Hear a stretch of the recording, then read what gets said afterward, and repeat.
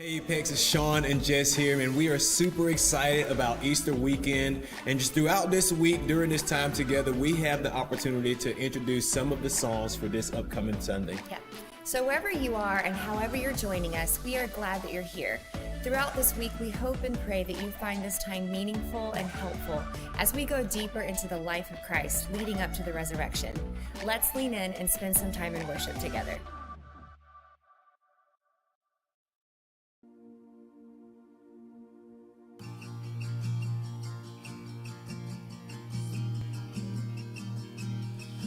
Rest on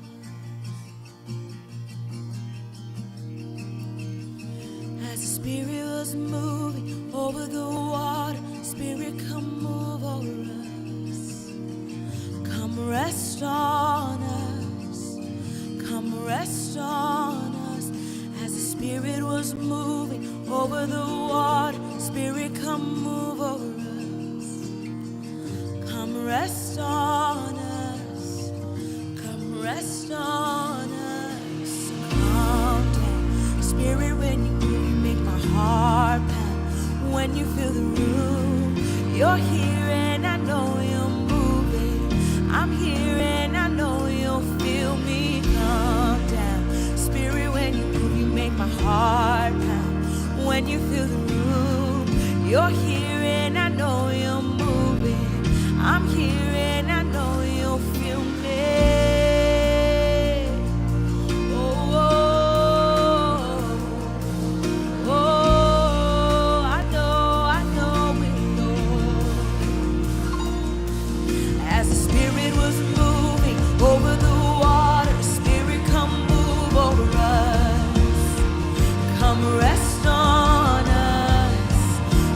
Rest on us as the Spirit was moving.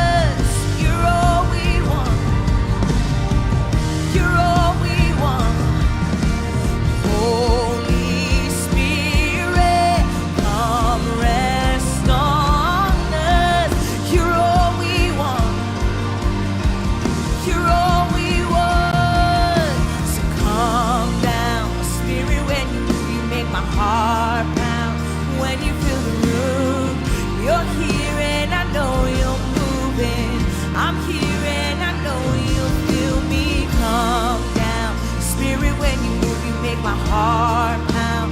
When you feel the room, you're here and I know you're moving.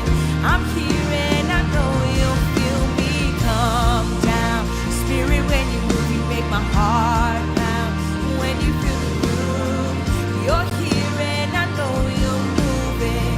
I'm here and I know you'll feel me come down.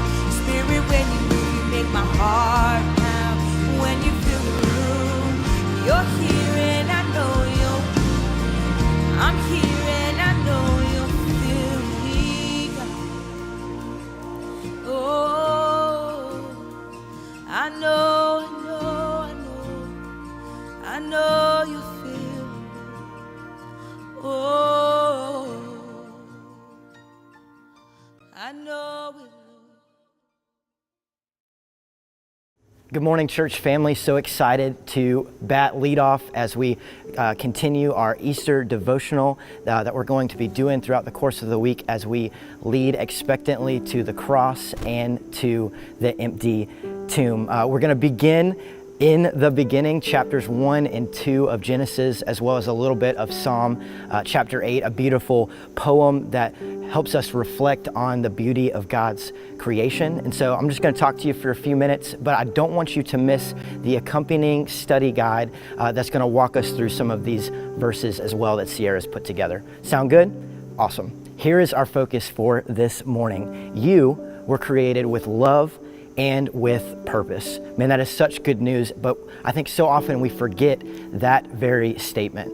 And this week I've actually been just marinating on that a little bit and just wanted to share with you a little story that I think reflects the knowledge that we can be just reminded that we are created with love and with purpose. I've been working on cleaning out a machine shop with my dad. It's actually the machine shop that my grandpa used to weld out of back in the 60s to the 80s. And it's been really interesting. You know, we've found some old calendars, some old receipts from the 60s that are falling apart. I found more scrap metal than I know what to do with. I've even found a school locker with a nest, but thankfully nothing was living in it. So that was a little bit of a scare. But throughout that this experience of cleaning out this machine shop, one of my favorite things we've gotten to do is in the dark corners we'll unearth one of my grandpa's old tools.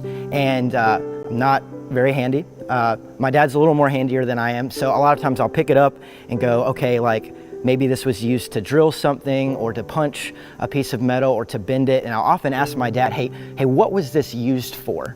And he'll ponder, think through it a little bit, and it's really interesting to see the stories that he equates with these particular tools. We came across this old jack that my grandpa used to prop up some of the engines that he worked on, and Dad was like, yeah, I remember riding my bike around this particular thing, and then my grandpa would get back to work and he'd get shooed away outside of the machine shop. So it's been interesting as this rusty metal tool left for decades in this shop, because I get to hear the story behind it, to hear the love that my grandpa has for machinery, and then also to hear its purpose. This goes from a rusty metal piece of nothing that we want to sell for scrap to, honestly, it gets added to the pile of things that I want to keep just for nostalgia, and we're actually not doing what we need to do, which is cleaning out the shop. So why I tell you this is so much more than a tool that speaks to the love of creation by a man who is sinful and the purpose that belongs to that tool. So much more than that is who we are as God's created people. We are created with love and we are created with purpose. We can see this throughout Genesis chapter 1 and chapter 2 over and over again. God talks about how He's created man and women to be known, to lead, to steward the earth, to grow, to be fruitful and multiply, to serve God and worship Him in His creation. It's a beautiful picture that we know unfortunately gets clouded, that mirrored image, because we are created in the image of God. We're called to be known by Him and loved by Him. We're created to also create just the same. But unfortunately, we recognize sin has clouded that mirrored image. And with that, we so often forget, man, I was created with love. I was created with purpose, and so were you. Today, we don't have to walk around going, man, am I unknown? Am I unloved?